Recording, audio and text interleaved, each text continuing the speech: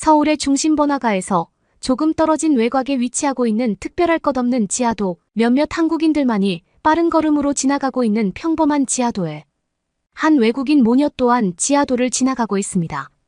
다소 어둡고 무서운 느낌이 드는 지하도의 분위기에 외국인 모녀는 발걸음을 재촉하게 되지만 지하도 안쪽으로 들어가면 들어갈수록 점점 어두워지며 결국 겁에 질리고 마는데요. 그런데 바로 그 순간 엄마로 보이는 외국인 여성의 딸의 손을 잡고 발걸음을 멈추더니 무언가라도 발견한 듯 잠깐 기다려보라는 말과 함께 지하도 중앙으로 달려가기 시작합니다. 그리고 약 3분 뒤 드르륵 하는 소리와 함께 지하도 중앙에서 엄마를 발견한 딸은 굉장히 놀란 듯한 표정을 지으며 돌바닥에 주저앉고 마는데요. 과연 한국의 지하도에서 외국인 모녀는 무슨 일을 겪은 것일까요? 안녕하세요. 저는 대만에서 치과 의사로 근무하고 있는 한 가정의 엄마 하오지엔이라고 합니다.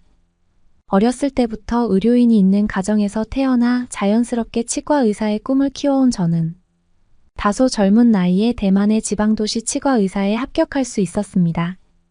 특히 대만에서는 1차 진료 병원이 매우 부족한 상황이라 저와 같은 도시 치과 의사들에게는 병원을 개원할 수만 있다면 큰 돈을 벌 수 있었고 저 또한 꽤 운이 좋게 그때의 흐름에 올라타 치과 의사로서의 명성과 부를 어느 정도 쌓을 수 있었죠. 치과 의사가 되기 직전 무난한 남자와 결혼해도 성공했던 저는 치과에 일을 하면서 딸까지 출산하게 되었습니다.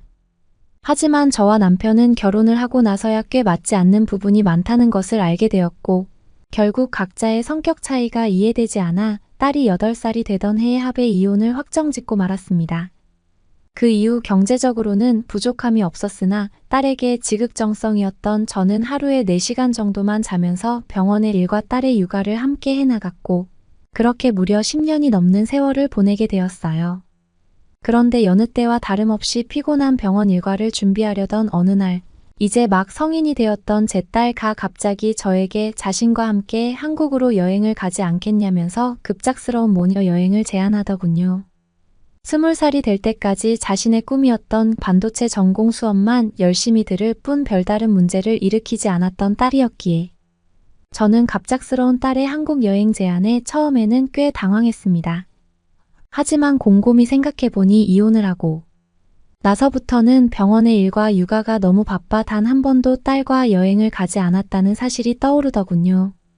살면서 한국이라는 나라에 관심이 있었던 것은 아니었지만 저는 딸이 어련히 알아서 잘 골랐겠지라는 생각에 모든 한국 여행 계획을 딸에게 맡기고 저는 여행 경비의 지원만 해주게 되었습니다.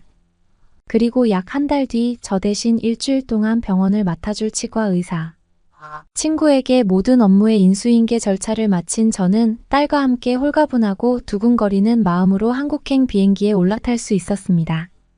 한국이라는 나라를 전혀 몰랐지만 그저 딸과 함께 인생에서 처음으로 여행을 간다는 사실에 날아갈 듯 기뻤고 이혼이라는 인생의 족쇄가 풀린 것 같은 기분마저 느껴졌죠. 딸인 리아 또한 저의 홀가분한 표정을 보더니 평소 제가 병원의 일 때문에 너무 피곤해 보였다면서 이번 한국 여행에서 피로도 풀고 재미있게 놀자는 어른스러운 태도를 보였습니다. 그런데 딸과 함께 살아생전 처음 겪어보는 한국의 공항에 도착한 순간 딸은 갑자기 이상 증상을 보이기 시작했는데요. 아직 비행기에서 내리지도 않았는데 딸은 저에게 턱과 이빨이 너무 아프다면서 도저히 견딜 수 없다고 했고 저는 당황할 수밖에 없었습니다. 그도 그럴 것이 처음 겪어보는 타국인데다가 아무리 제가 경력 있는 치과 의사라지만 전문적인 치과 진료 장비가 없으면 아무것도 할 수 없었기 때문인데요. 딸의 입을 벌리고 잠시 살펴보니 약간의 염증 냄새와 함께 어금니의 잇몸이 많이 헐거워진 것이 보였고 아무래도 잇몸의 피로로 인한 급성 염증이 생긴 것 같았습니다. 어쩔 수 없이 일단은 비행기에서 내리고 한국의 공항에 들어가게 된 저는 그때부터 엄청난 패닉에 빠지기 시작했어요. 아무리 생각해봐도 현재 상황에서 치과 진료를 할 수 있는 방법이 떠오르지 않았고 보통은 공항과 병원이 있는 중심 도시가 너무나 떨어져 있는 대만의 특성상 한국도 최소 1시간 동안 중심 도시로 이동해야만 전문적인 치과 병원이 있을 것 같았습니다. 딸은 공항 의자에 앉아 얼마나 고통스러운지 턱을 붙잡고 눈물까지 흘리기 시작했고 저는 그 모습을 보며 머리를 부여잡고는 한국에 대한 정보들을 찾아보며 식은땀을 흘리고 있었어요. 그런데 바로 그때 누군가가 저희에게 말을 걸어왔습니다. 자세히 살펴보니 공항 근무 복장을 입고 있던 그 한국인 직원분은 딸이 오는 것을 보고는 무슨 문제가 생긴 것이냐며 저희 모녀에게 영어로 말을 걸어왔고, 저는 딸에게 급성 잇몸 염증이 생긴 것 같다는 하소연과 함께 재발 방법을 알려달라며 무릎을 꿇고 말았습니다. 그런데 한국인 공항 직원분은 단 한치의 망설임도 없이 저와 딸을 데리고 어딘가로 이동했고, 저는 그 장소에 도착한 순간 상당한 충격에 빠지고 말았는데요. 놀랍게도 한국의 공항 내부에는 제가 상상조차 하지 못했던 종합병원이 자리 잡고 있었고, 한눈에 보아도 전문적인 치과 진료 장비에 쓰이는 고급 의료 장비들이 공항 내부 병원에 전부 갖춰져 있었습니다. 한국인 의사분께서는 딸의 입안을 살펴보시더니 아주 능숙한 솜씨로 잇몸 염증을 치료해 주셨고, 놀랍게도 대만에서는 비싸서 사용하지도 못한 전문적인 잇몸 고정제까지 주시면서 모든 치료를 단 10분 만에 끝내시더군요. 공항에 병원이 존재할 수 있다는 사실을 생각조차 하지 못했던 저는 바로 그 순간부터 한국이 다른 나라와는 전혀 다른 수준을 가진 엄청난 선진국이라는 생각을 가질 수밖에 없었습니다. 딸 또한 염증을 치료하니 하나도 아프지 않다면서 어떻게 공항에 치과 진료를 할 수 있는 전문 병원이 있냐는 말과 함께 저와 똑같이 놀란 눈치였고, 저는 이러한 모든 것이 당연한 것처럼 보이는 한국 공항의 모습에 제가 지금껏 살아온 인생을 부정당하는 것 같았어요. 그렇게 직원분과 의사분에게 감사의 말씀을 전달드린 뒤 공항 밖으로 나온 저와 딸은 엄청난 선진국인 한국을 조금 더 세부적으로 살펴보자는 생각에 급히 여행 계획을 세우기 시작했고, 일단은 한국의 수도가 서울이라는 정보를 알아낸 뒤 택시를 타고 서울 중심 번화가로 향했습니다. 딸은 요즘 자신의 친구들이 전부 부모님과 한국으로 여행을 가길래 마찬가지로 저에게도 한국으로의 여행을 제안했던 것이라며 자신도 한국은 잘 몰랐던 상태였는데 직접 와서 겪어보니 대만과는 너무 수준이 달라서 놀랍다는 반응을 보이더군요.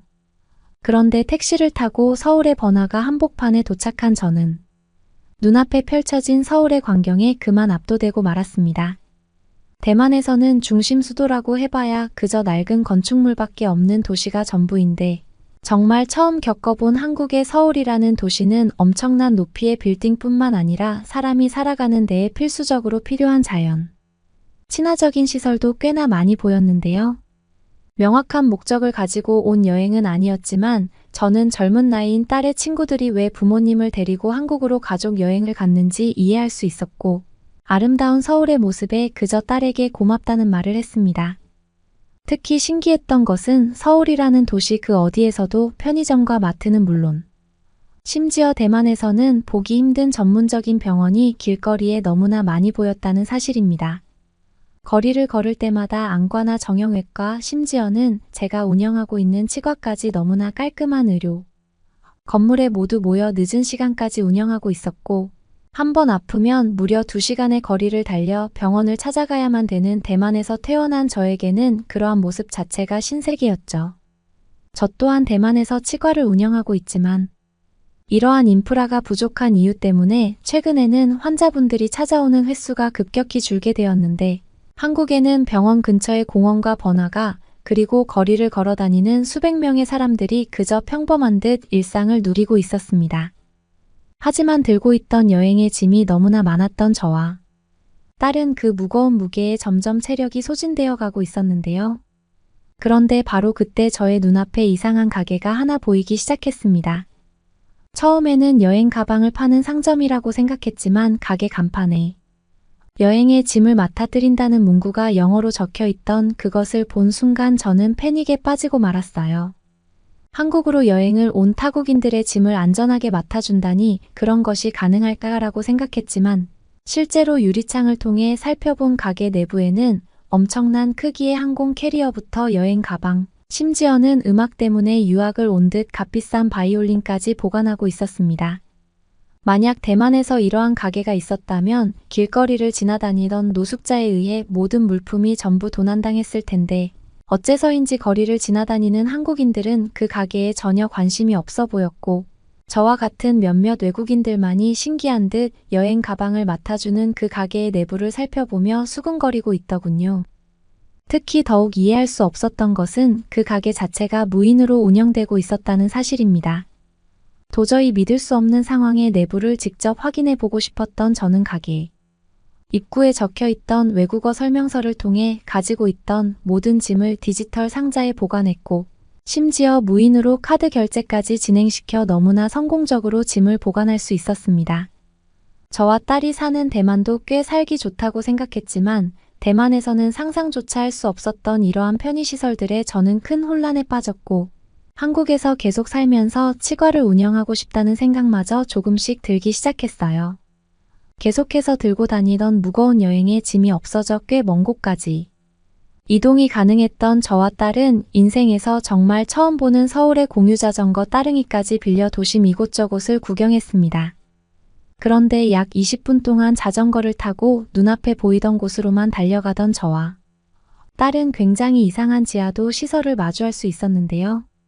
대만에서는 이러한 지하도가 사실상 노숙자와 범죄자들의 쉼터로 활용되고 있었기에 저는 딸에게 곧바로 다른 길로 돌아가자고 했지만 어째서인지 딸은 지하도가 조금 이상한 것 같다면서 계속 안으로 들어가자고 했습니다. 딸의 황당스러운 소리에 저는 지하도가 그저 지하도지라는 생각으로 내부에 노숙자나 많이 있을 텐데라며 어쩔 수 없이 투덜거린 채 딸을 따라 지하도 안으로 들어가기 시작. 조금씩 지하도 내부로 들어갈수록 무언가 이상한 기운을 느끼게 되었습니다.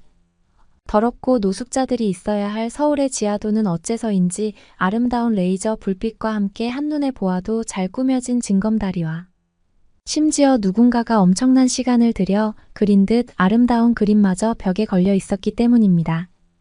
대만에서는 대부분의 지하도가 너무 더럽고 위험해서 무조건 피해가야 하는 위험 장소인데 한국에서는 마치 지하도가 도시에서의 휴식을 가져다주는 그런 미술관과 비슷한 장소로 운영되고 있었던 것이죠.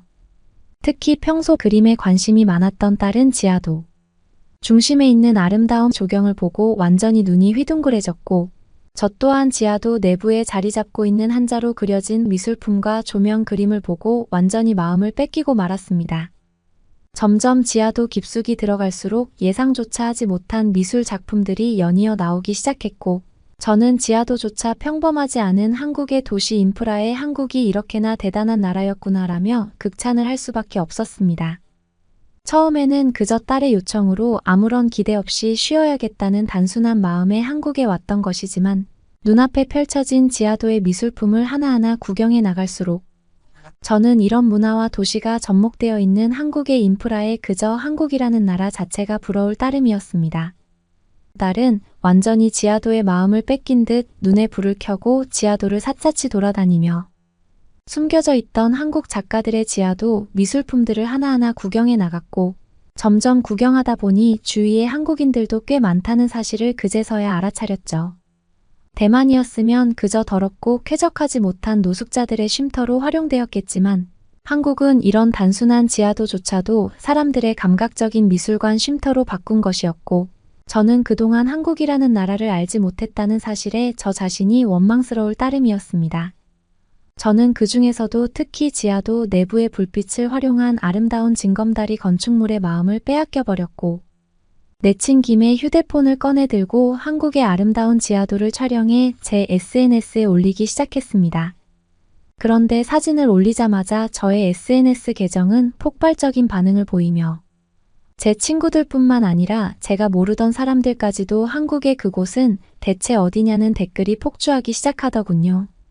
딸은 저희 계정이 폭주하는 것을 보고 이미 오래전부터 키워오던 자신의 반도체 전문 SNS 계정에 한국의 지하도 사진을 조금 더 깔끔히 정리해 올렸는데 역시나 사람들은 한국에 그런 곳이 있었냐며 폭발적인 반응을 보였습니다. 그렇게 약 30분에 걸친 한국의 지하도 탐험을 끝낸 저와 딸은 지하도 밖으로 나오고 나서는 더욱 큰 충격을 받았는데요. 놀랍게도 그 지하도는 매우 특별하고도 아름다운 이름의 미술관 지하도였고 지하도의 출구는 놀랍게도 외부의 공원과 자연스럽게 이어져 있었습니다.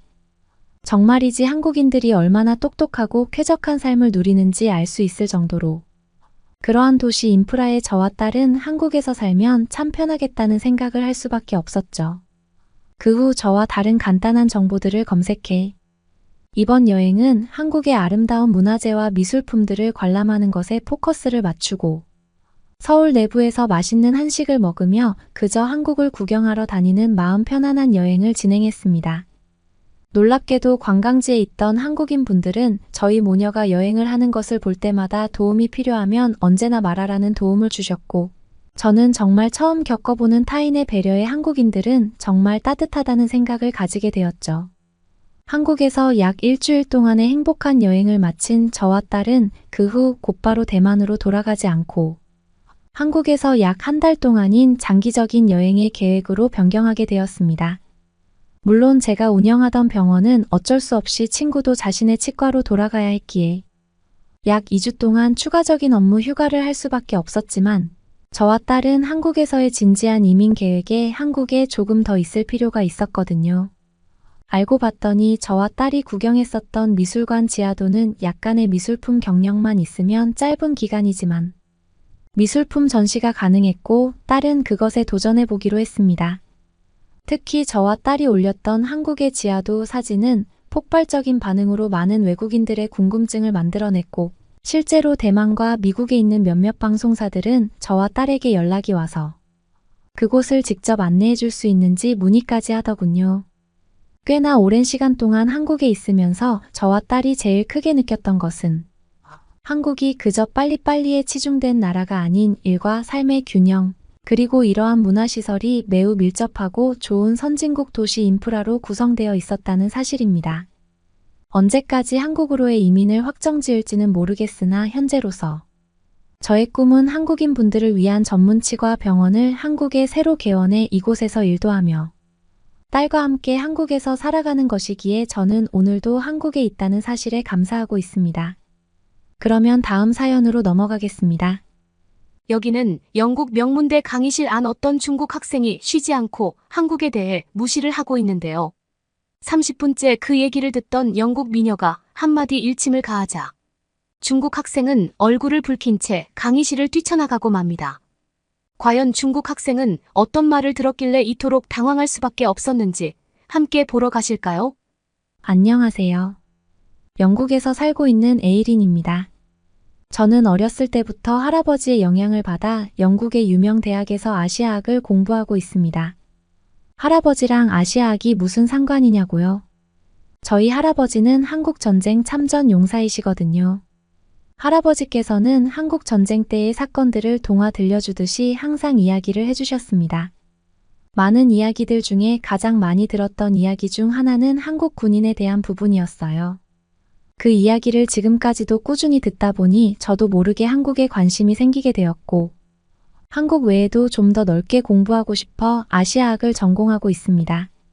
대학에 들어오니 굉장히 많은 과목이 있었는데 그중 가장 관심 있는 과목은 아시아의 문화와 경제였습니다. 왜냐하면 교수님이 한국, 일본, 중국 등 한쪽 나라의 장단점에 치우치지 않고 중립적으로 잘 설명해 주셨기 때문이죠. 각국의 역사와 문화, 경제적 특성을 객관적으로 배울 수 있었거든요. 아무래도 이 강의는 아시아에 관한 수업이다 보니 한국인, 중국인, 일본인 유학생들의 비율이 생각보다 많이 차지했습니다. 저는 나라와 인종에 대해 편협한 생각을 갖지 말자라는 생각을 항상 마음에 새기고 사는데 정말이지 중국인들만큼은 그게 쉽게 되지 않았던 것 같아요. 왜냐하면 이 강의가 시작할 때마다 제일 시끄러웠거든요. 중국인들은 이상하리만큼 한국 이야기가 나오면 집착을 했던 것 같아요. 어느 날 수업 중에 아시아 국가들의 전기차 기술이 세계적으로 어떤 수준인지에 대한 내용이 나왔어요. 교수님께서는 한국이 최근 전기차 분야에서 눈부신 성장을 보이고 있다고 소개해 주셨죠. 배터리 효율과 주행거리, 충전 속도 등 여러 면에서 한국 전기차는 세계 정상급 수준을 자랑한다고 하셨어요. 그런데 중국인 학생이 손을 번쩍 들더니 한국의 전기차 기술력은 결국 중국에서 배겨온 것이라고 주장하는 거 아니겠어요? 중국은 훨씬 더 오래전부터 전기차를 개발해왔고 생산량과 기술력 면에서 한국을 압도한다고 말이에요. 그 학생의 말만 들으면 한국 기업들은 마치 중국 기술을 배겨다가 조립만 하는 하청업체처럼 보였어요. 한국이 세계적으로 대단한 전기차를 만들 수 있었던 건 결국 중국 덕분이라는 그 사실이 저는 좀 의아했습니다. 하지만 교수님은 차분히 객관적 자료들을 제시하면서 중국인 학생의 주장을 일축하셨죠. 교수님께서는 전기차에서 가장 중요한 부품인 배터리에 대해서 설명을 해주셨어요. 특히 한국의 전기차 배터리 기술은 세계를 선도하고 있다고 설명해 주셨죠. 실제로 한국의 LG 에너지 솔루션, SK 이노베이션, 삼성 SDI 같은 기업들은 테슬라, 폭스바겐, 포드, 르노 등 글로벌 자동차 회사에 고성능 배터리를 공급하고 있다고 말이에요. 이 배터리들은 높은 에너지 밀도와 빠른 충전 속도, 긴 수명으로 호평받고 있다고 하더라고요. 수업에 참여한 외국인 학생들도 한국 배터리의 우수성에 감탄하는 분위기였어요. 중국인 학생은 뭐라 반박하려 했지만 증거자료 앞에서는 어쩔 수 없었나 봐요. 그 뒤로도 한국이 전기차 부품의 90% 이상을 중국에 의존하고 있다느니, 한국의 전기차는 중국을 흉내낸 짝퉁에 불과하다느니 하는 말을 늘어놓았지만 설득력은 없어 보였어요. 수업이 진행되는 중에도 계속 한국은 중국보다 한참 아래이며 전기차는 중국이 우수하다고 끝까지 우기더라고요. 그가 하는 말은 이와 같았어요. 중국의 CATL이 세계 1위 전기차 배터리 생산업체이고 BYD도 자체 배터리 기술로 급성장하고 있다면서 말이에요. 중국이 배터리 강국이며 그 어떤 나라와도 비교할 수 없다는 식으로 말했어요.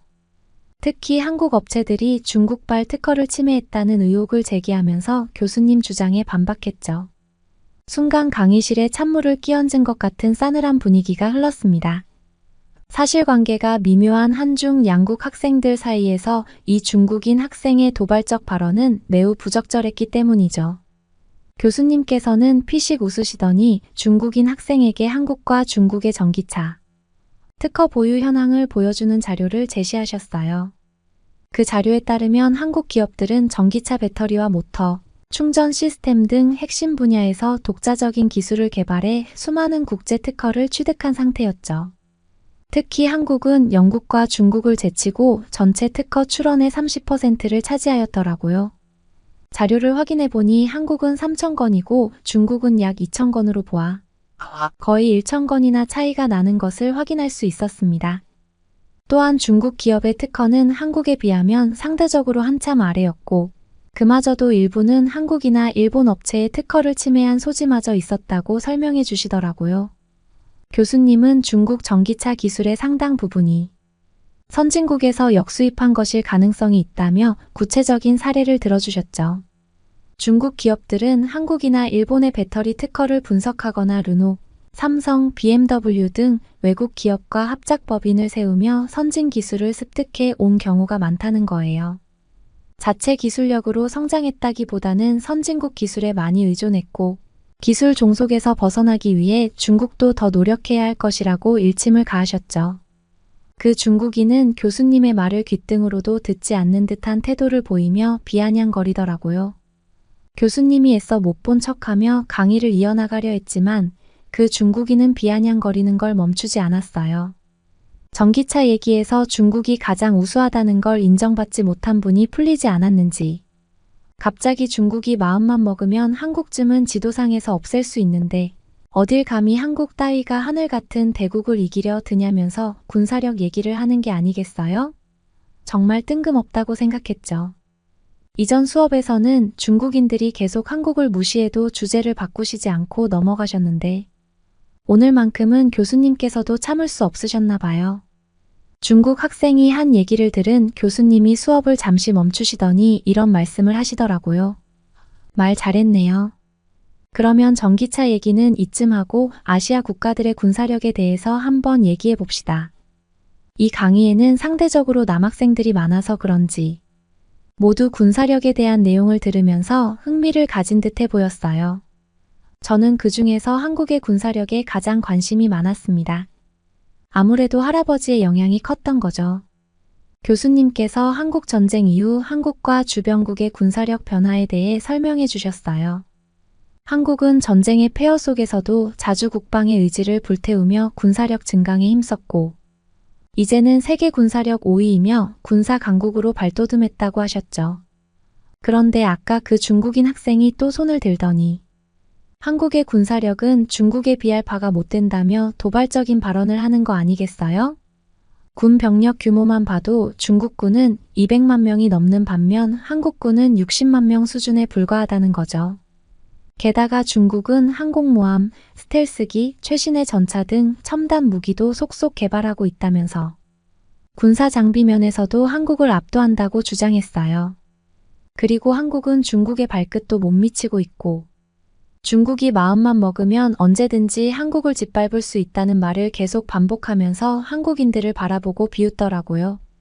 강의실 분위기를 살피던 제 눈에 한국인 학생들의 대응이 인상적으로 다가왔어요. 중국인 학생이 도발적인 발언을 쏟아내는데도 그들은 감정적으로 대응하기보다는 냉철하고 이성적인 자세를 견제하고 있었거든요.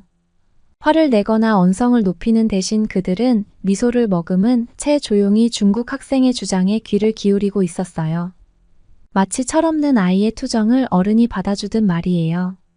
한국인들에겐 중국의 도전이 위협적으로 느껴지지 않는 듯 보였죠. 한 한국인 학생은 옆에 있던 제게 그냥 내버려둬 우리가 뭐라고 해봤자 저 사람 생각은 안 바뀔 걸 이라고 말하며 너스레를 떨기까지 했어요. 중국의 군사적 위협을 폄하하는 듯한 여유로운 태도에 저도 모르게 웃음이 나왔죠. 그때 교수님께서는 중국 학생의 주장에 논리적으로 반박하기 시작하셨어요. 먼저 교수님은 현대전에서 병력 규모만으로 군사력을 평가할 수 없다고 강조하셨죠. 오늘날의 전쟁은 고도로 훈련된 정예 병력과 첨단 무기 체계가 승패를 좌우하는 경향이 있다면서요. 실제로 국제전략문제연구소 보고서에 따르면 한국군은 질적인 면에서 중국군을 앞서는 것으로 평가되었다고 하셨어요. 그리고 한국군이 첨단 무기와 장비를 갖추고 있을 뿐만 아니라 정예화된 교육과 실전적 훈련을 통해 우수한 전투력을 유지하고 있다고 분석했다고 하셨죠. 또한 글로벌 파이어파워에서 발표한 2024년 군사력 순위를 확인해 보면 한국은 5위를 차지했고 중국은 3위에 머물렀다고 하셨습니다. 글로벌 파이어파워는 단순히 병력수나 무기 보유량뿐 아니라 국방비, 자원, 지리적 요인, 군의 유연성 등 50여 가지 요소를 종합평가해 순위를 매긴다고 하시더라고요. 한국은 2013년부터 세계 9위에서 꾸준히 상승하여 현재 5위를 차지하고 있는데 중국은 양적 우위에도 불구하고 그대로 머물러 있다는 사실을 전달해 주셨죠. 이런 부분으로 짚어보면 한국의 군사력의 질적 수준은 충분히 인정받을 수 있다고 교수님은 분석하셨습니다. 물론 중국의 국방비 규모가 한국의 4배에 달하고 최신 무기 도입을 통해 군의 현대화를 추진하고 있는 건 사실이라고 하셨어요.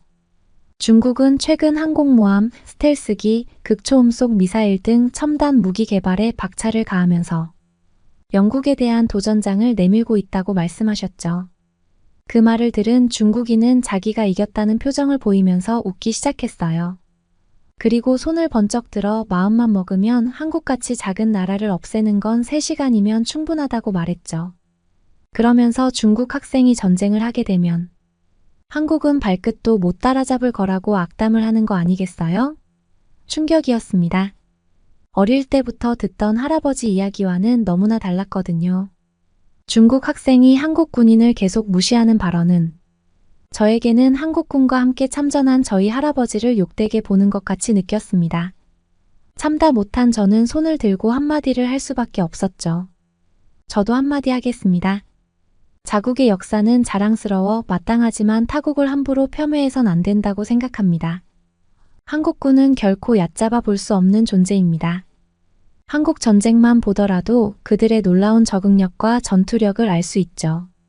한반도의 환경은 참으로 가혹했습니다.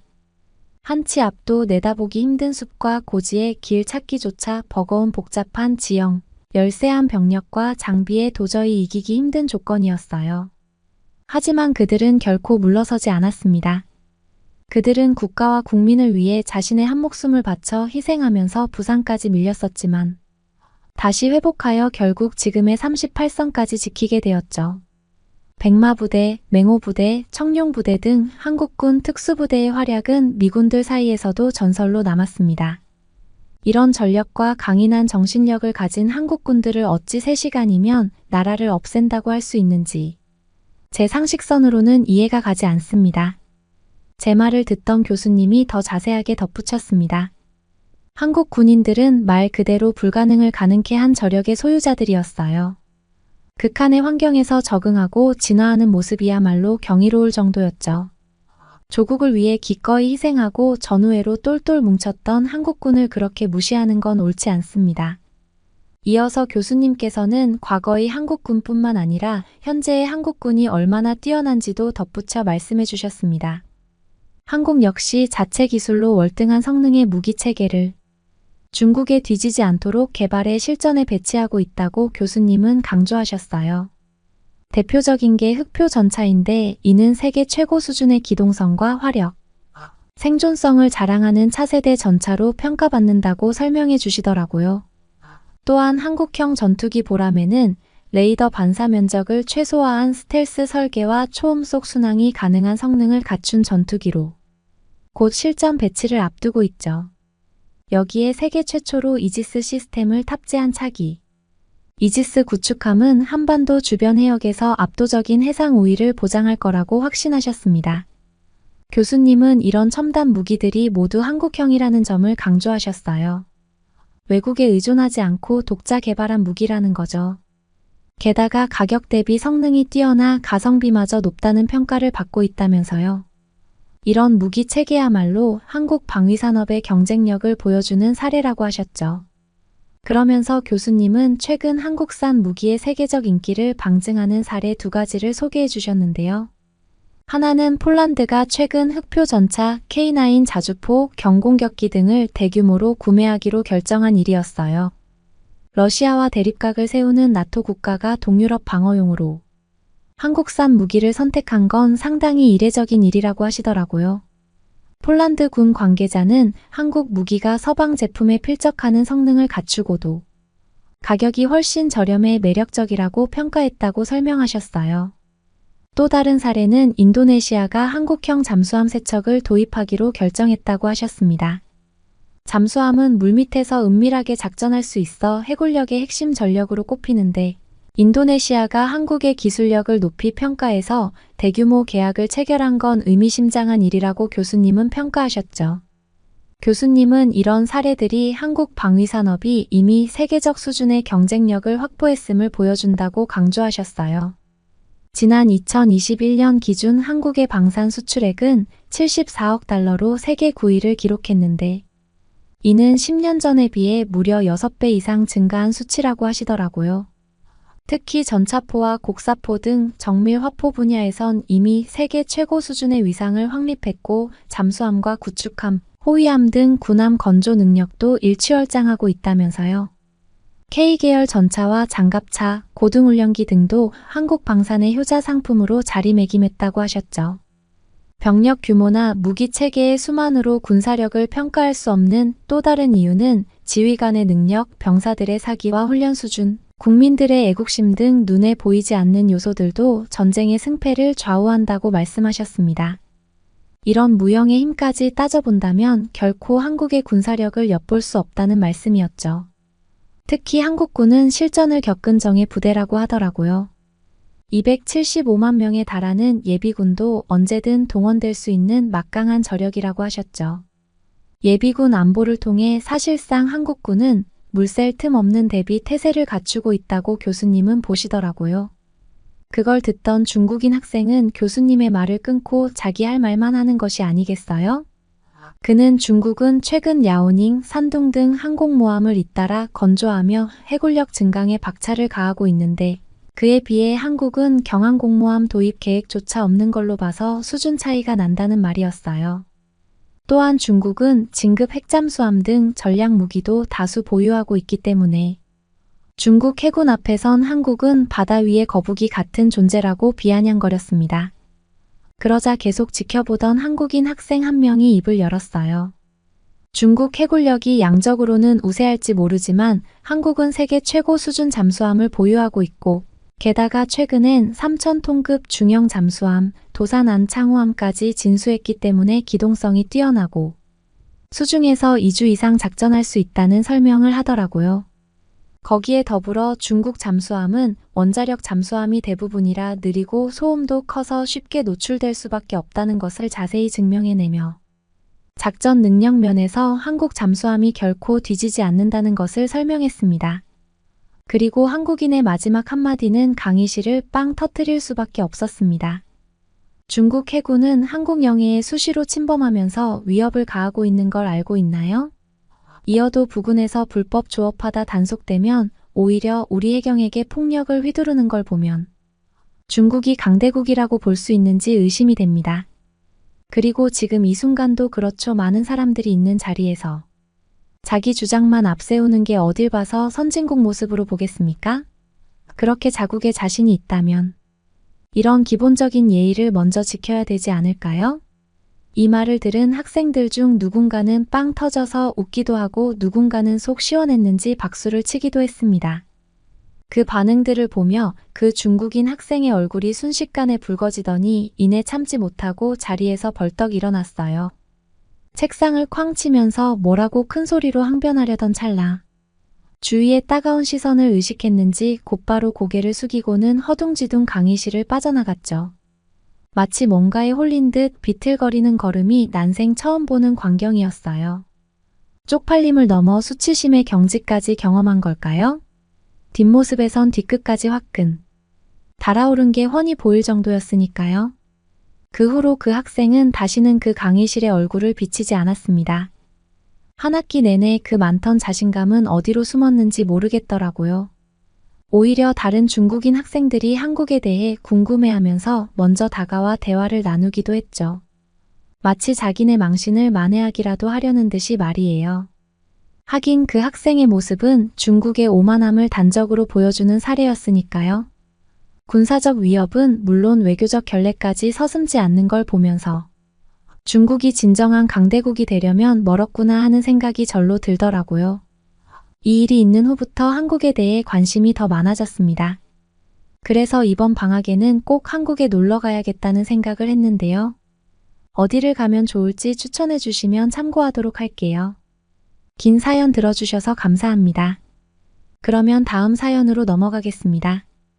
아니 한국 사람들은 더럽게 음식을 손으로 먹는다고? 손으로 뼈를 뜯으면 얼굴에도 묻고 불편하잖아. 이런 음식을 한국 사람들은 도대체 왜 먹는 거야? 아니, 자네 불편한 거 알겠는데 딱 내 말만 믿고 한 번만 이 뼈의 장국을 먹어보라니까. 한 입만 먹으면 생각이 달라질 거라고.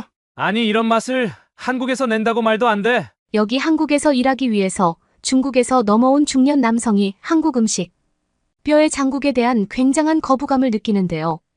어쩌다가 이 중년 남성은 감자탕을 먹으러 한국까지 오게 되었을까요? 안녕하세요. 저는 중국에서 꽤 큰 사업을 이끌고 있는 왕쉐이입니다. 현재는 중국에 주목받는 사업가로 활동하고 있지만 제 과거를 되돌아보면 그렇게 밝지만은 않았어요.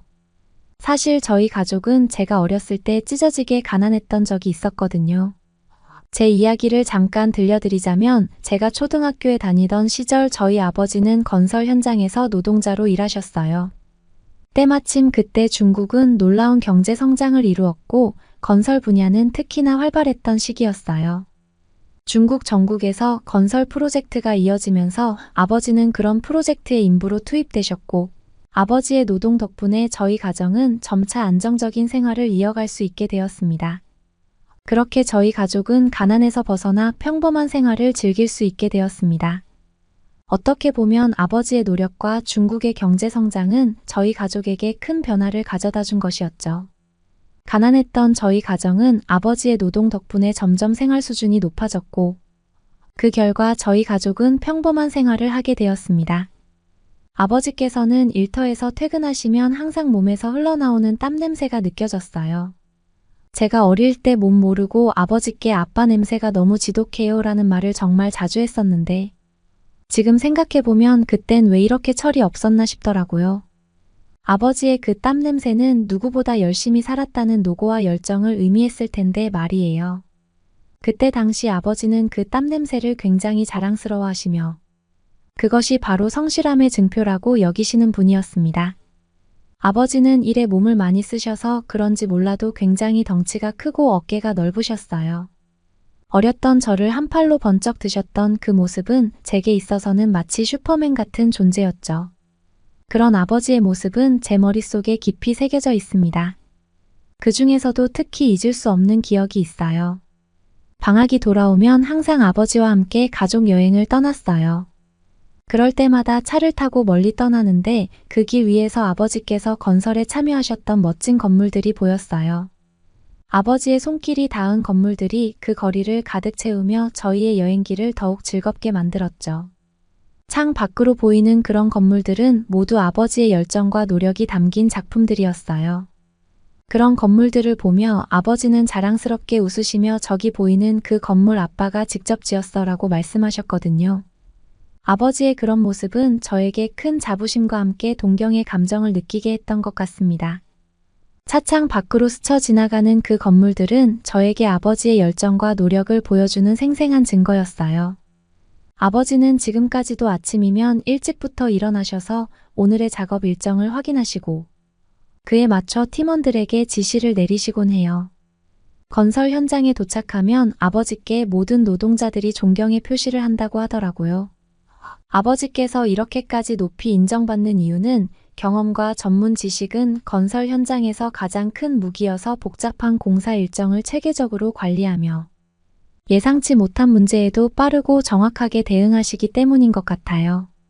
그래서 아버지의 이름을 들으면 건설업계에서는 그 분야의 전문가라는 평가를 받으시는 거죠.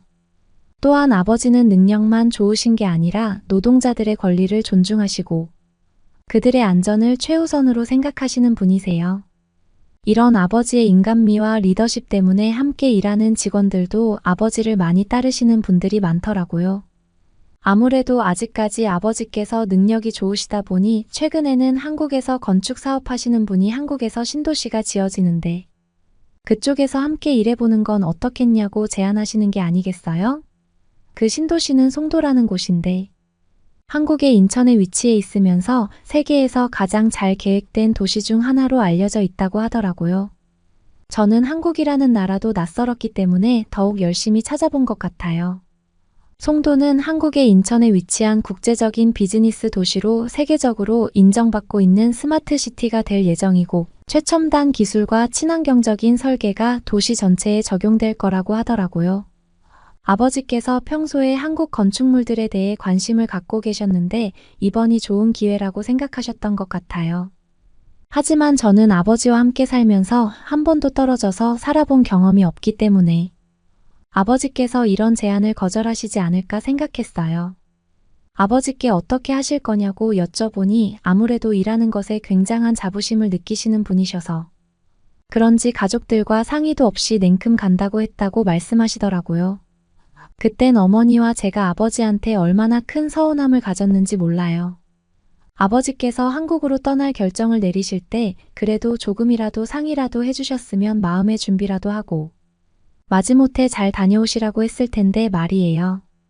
저는 괜히 한 번 더 가족과 이렇게 멀리 하면서까지 왜 가야 하는지 여쭤보고 아버지를 붙잡으면서 가지 않으면 안 되냐고 설득을 해봤지만 아버지께서는 이제 나이가 들어서 몸이 예전처럼 따라주지 않기 때문에 이번 기회가 자신이 이 일을 할 수 있는 마지막 기회라고 생각하신다고 설명을 해주시더라고요. 아버지께서 얼마나 일을 사랑하고 계시는지 누구보다 잘 알고 있었기 때문에 더 이상 말릴 수 없었습니다. 아버지는 얼마나 오래 걸릴지 아무도 예측할 수 없는 프로젝트를 하러 떠나셨고 그런 아버지의 모습을 보면서 저는 무의식 중에 한국에 대한 심통이 났던 것 같아요. 왜냐하면 아버지께서 한국의 프로젝트를 위해 떠나신 이후에는 TV나 유튜브에 한국과 관련된 프로그램이나 뉴스가 나오면 저는 채널을 바꾸거나 아예 그런 것들을 쳐다보지도 않았죠. 진짜 그때는 한국의 한자라도 나오면 바로 다른 채널을 돌려버리곤 했습니다. 다행히 한국과 중국 사이의 거리는 그렇게 멀지 않아서 아버지가 자주 집으로 오실 수 있었어요. 아버지는 업무가 여유로워질 때마다 집으로 돌아와 가족과 함께 꼭 시간을 보내셨고 그런 아버지의 모습을 보면서 저는 아버지가 가족을 얼마나 아끼는지 다시 한번 느낄 수 있었습니다.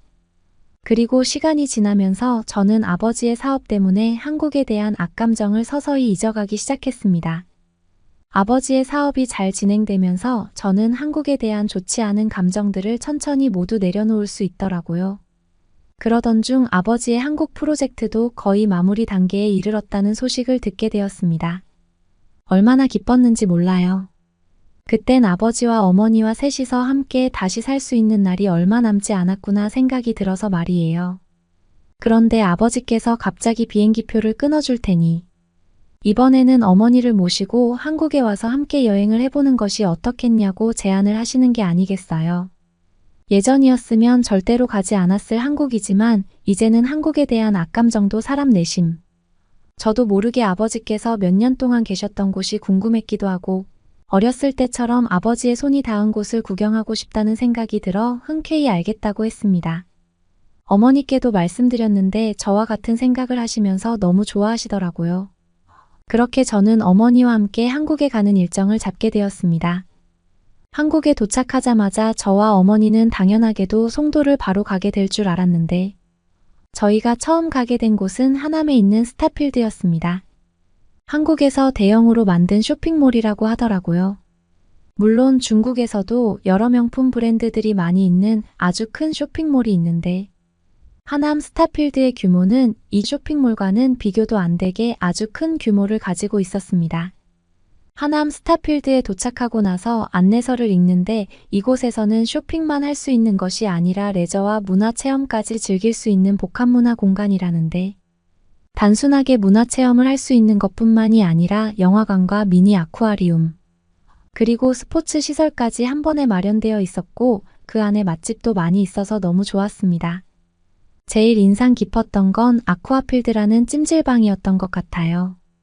한국은 극심한 한파 때문에 추운 날씨였지만 여기서는 따뜻한 찜질 스파도 할 수 있고 워터파크도 있어서 따뜻한 물에서 즐길 수 있었는데 너무나도 멋진 뷰를 보면서 푸스파를 하니 이리저리 돌아다닌 피로도 싹 풀리더라고요. 하남 스타필드에서 인상 깊었다고 생각한 부분은 이마트. 트레이더스라는 아주 큰 한국 마트가 있다는 것이었습니다. 물론 중국에서도 코스트코가 있긴 하지만 한국처럼 이렇게 자체적으로 만든 큰 창고형 마트는 없거든요. 이마트 트레이더스를 둘러보면서 가장 좋은 점은 코스트코와 다르게 연회비를 내지 않는다는 것이었어요. 하남 스타필드를 오는 모두가 제한 없이 이렇게 큰 창고형 한국마트를 즐길 수 있다는 것에서 이미 메리트가 크다고 느꼈습니다. 아버지는 동료분들과 함께 지내면서 음식을 많이 먹게 되니 주변에 있는 이마트 트레이더스에 가셔서 한꺼번에 대량으로 사와서 많이 드셨다고 하시더라고요. 가격도 싸고 쉽게 만들 수 있는 음식도 많아서 저와 어머니에게 맛보게 해주고 싶었고 중국에 가면 한국 마트인 이마트 트레이더스에 파는 음식을 먹기 힘드니 돌아갈 때 가져가고 싶다고 한가득 골라서 카트에 담으셨더라고요. 그렇게 하남 스타필드 이곳저곳을 돌고 돌아 마지막으로 도착한 곳은 명품관이었습니다. 어머니께는 예전부터 어머니와 잘 어울리는 가방을 봐서 꼭 선물해주고 싶었다고 말씀하시면서 예쁜 명품 가방을 선물하셨고 저에게는 아주 비싼 시계를 손목에 차주시는 것 아니겠어요? 자기 때문에 어렸을 때부터 고생 많았고 앞으로도 제가 이 시계를 보면서 항상 시간을 소중하게 생각하면서 하루를 보냈으면 하는 생각에 시계를 선물로 주신다고 말씀하시더라고요. 저와는 너무 잘 어울리는 시계였습니다. 아버지께 가지 말라고 투정 부리던 그때가 생각나서 너무 죄송스럽고 이때까지 저에게 이 시계를 선물을 주기 위해 열심히 골랐을 아버지 모습을 생각하니 한참을 눈물을 흘렸던 것 같네요. 저녁이 되자 아버지께서는 한정식을 예약했다고 되게 근사한 곳으로 저와 어머니를 데리고 갔습니다. 한옥으로 되어 있는 곳이었는데 한정식으로 유명한 집이라고 하더라고요. 처음에 한두 가지도 아니고 상다리가 부러질 것 같이 10개나 되는 반찬들이 나와서 처음에는 너무 놀랐습니다. 아버지께서 무리를 하면서 여기에 데려오신 게 아닌가 하고요. 하지만 가격을 보니 그렇게 많이 비싸지 않았던 것으로 기억합니다. 이것저것 나물 반찬을 맛보면서 깔끔하다고 느끼는 와중에 메인 음식인 떡갈비가 나오는데 달달하고 쫀득하니 계속 젓가락이 가는 거 아니겠어요? 아주 배부르게 음식을 먹고 숙소에 가서 하룻밤을 보냈답니다. 다음 날에는 아버지께서 몇 년 동안 열심히 일을 하신 송도로 가게 되었습니다. 아버지께서는 이곳저곳 자신의 손이 닿지 않은 곳이 없다면서 뿌듯해 하시면서 여러 곳을 보여주셨습니다. 그때 제가 본 송도는 정말 깨끗한 도시였어요. 정말 높은 건물들의 아파트가 많이 들어서 있었고 송도 컨벤시아라는 멋진 건물도 있었습니다. 중국에서의 건축물들은 홍수가 많이 발생해서 높은 건물들이 많이 없는데 한국에서는 정말 몇 층인지도 셀 수도 없는 건물들이 많아 웅장함을 느끼고 너무 멋있어서 입을 벌리면서 구경했던 것 같습니다. 아버지께서 마지막으로 보여줄 곳은 송도 센트럴파크라고 말씀하시면서 저희를 데리고 가주셨는데 그곳은 정말 드넓은 공원이었으며 공원 내의 강에서는 자그마한 보트를 타고 다니는 사람들도 있었습니다. 이곳저곳 걸으면서 겨울이라 슬슬 어두워졌는데 그때 보여진 광경은 해외를 돌아다니면서 본 야경 중에 가장 멋있었던 것으로 1등이라고 자부할 수 있었습니다.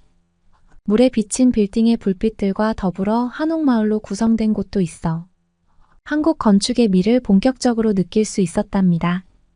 기와 지붕으로 내려앉은 고드름도 너무 매력이 있었고 은은한 불빛으로 갈대와 강아지풀 그리고 한옥들을 비추는데 풍경을 보고 마음속에서 감동이 이렇게까지 불러일으켜졌던 적은 거의 처음이었던 것 같습니다.